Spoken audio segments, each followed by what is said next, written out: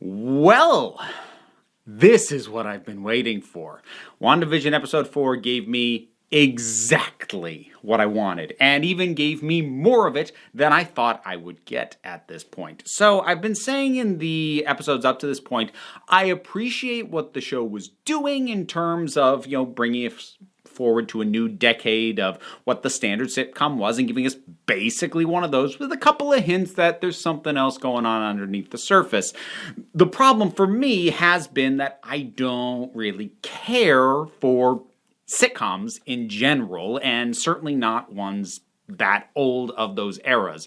The few sort of sitcoms that I actually vibe with come in like at earliest the 80s, but even there, if when the show gets there, it goes for the typical 80s sitcom, as it has been kind of going for the typical 70s, 60s, 50s, then I'm still not really going to vibe with it. Again, that's not really a fault of the show. It's just been something that's been holding back my enjoyment because it's doing it's barely even a pastiche. It's doing a straight recreation of a genre I don't care for.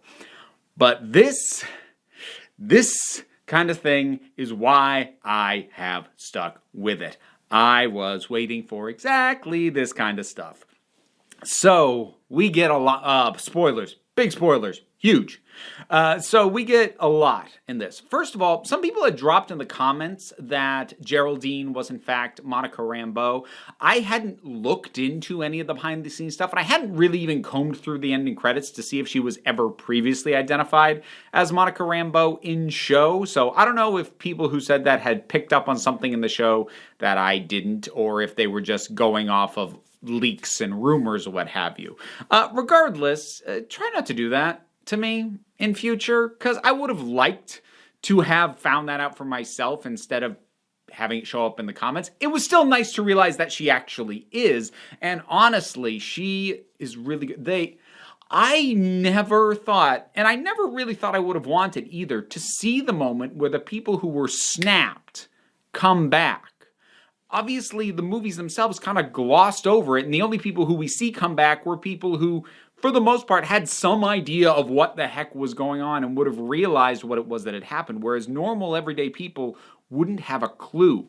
And without dwelling on it too much, because I think if you stuck with it too long, I would lose interest, but it gave us a taste of the chaos involved with when people come back, that they don't know what's happened. The world isn't prepared to suddenly deal with their reappearance. They aren't expecting them. The world has started to adapt to them not being there. Suddenly they're back.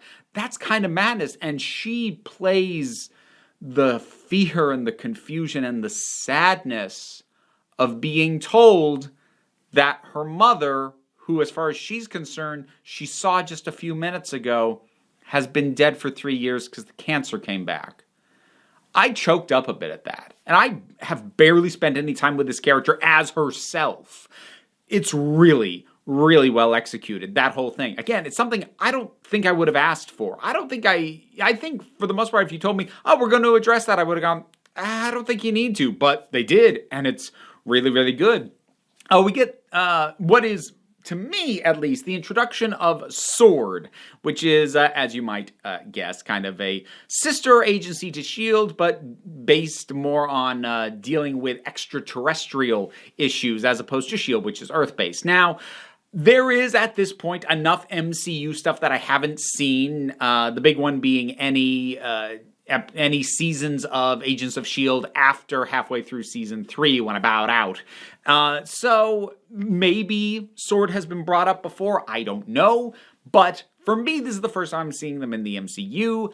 I'm enjoying the way that they're being depicted, that what we see is they're kind of, for the scope and the ambition of theoretically what they should be doing, they are kind of understaffed and kind of underfunded, which they're not really that way in the comics, at least not when I've seen them show up in the comics. But, given how we treat NASA these days, even in the Marvel universe, I could buy that being the case.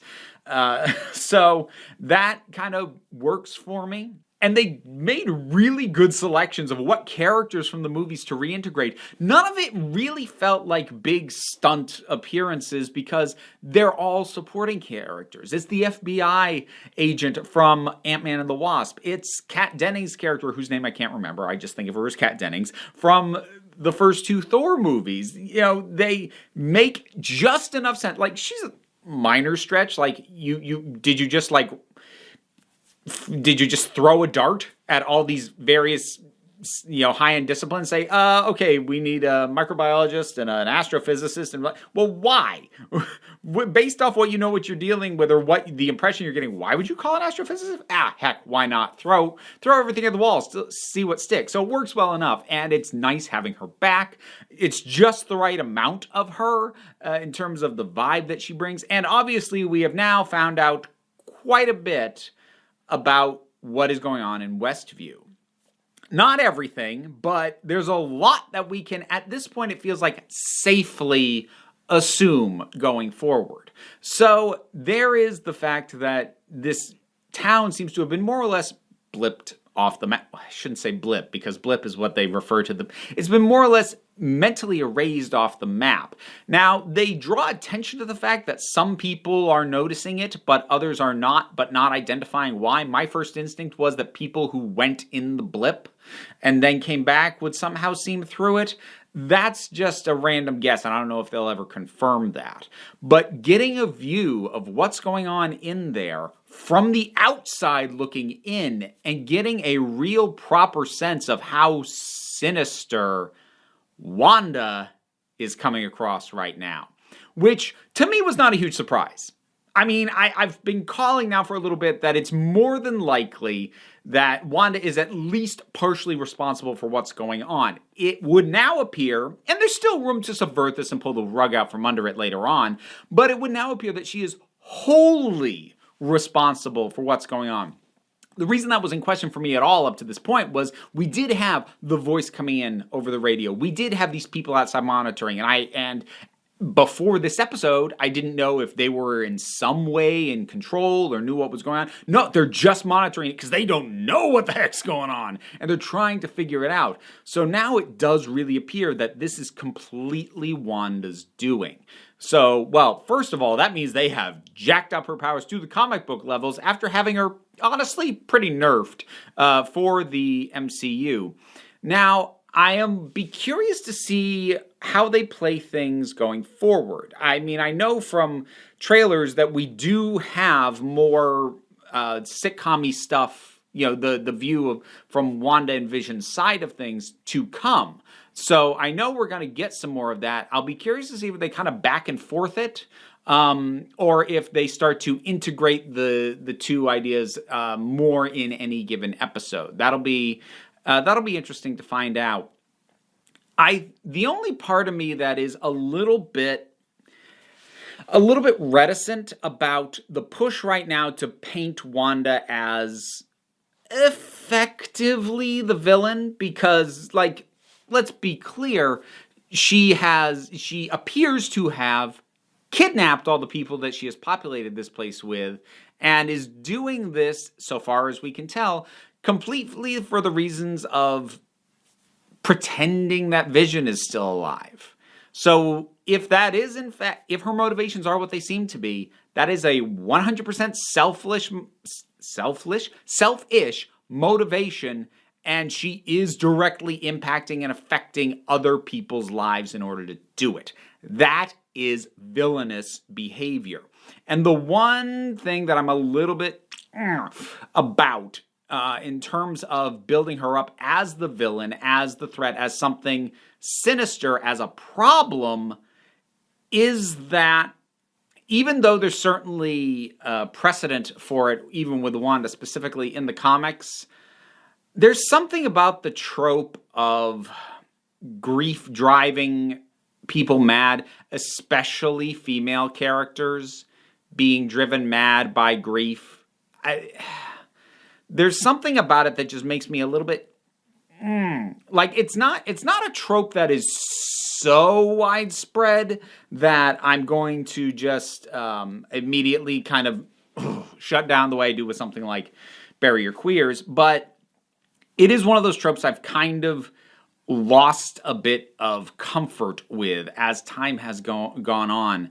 I mean, the frequency with which female villains have their motivation ultimately being a woman scorned or the death of a loved one, basically saying their emotions broke and now they're a villain.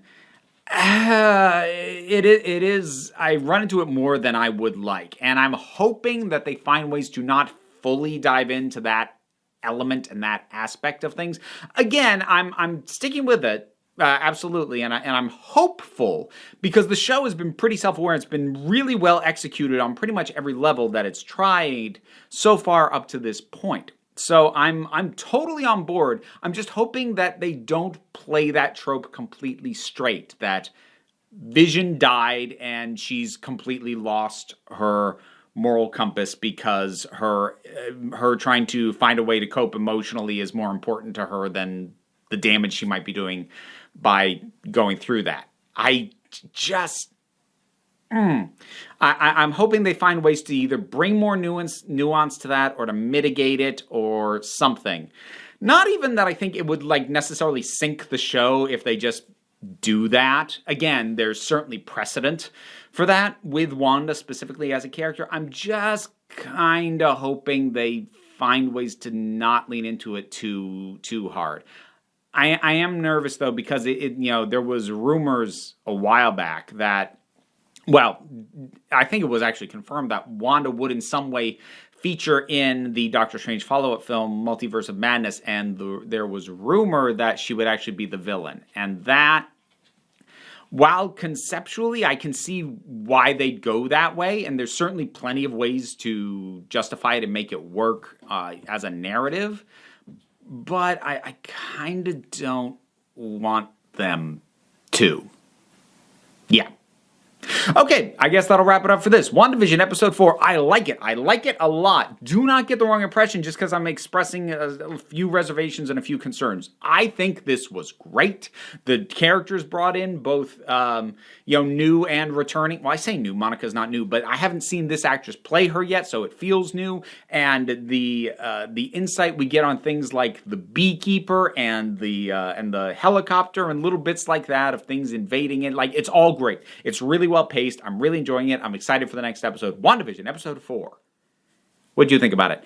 Whatever your thoughts are, drop something down in the comments. Let's talk about it. Patreon is how I pay my bills, and it's what keeps the lights on around here. So any amount you are able to contribute is greatly appreciated. Even if you can't, like, share, subscribe. They all help me out.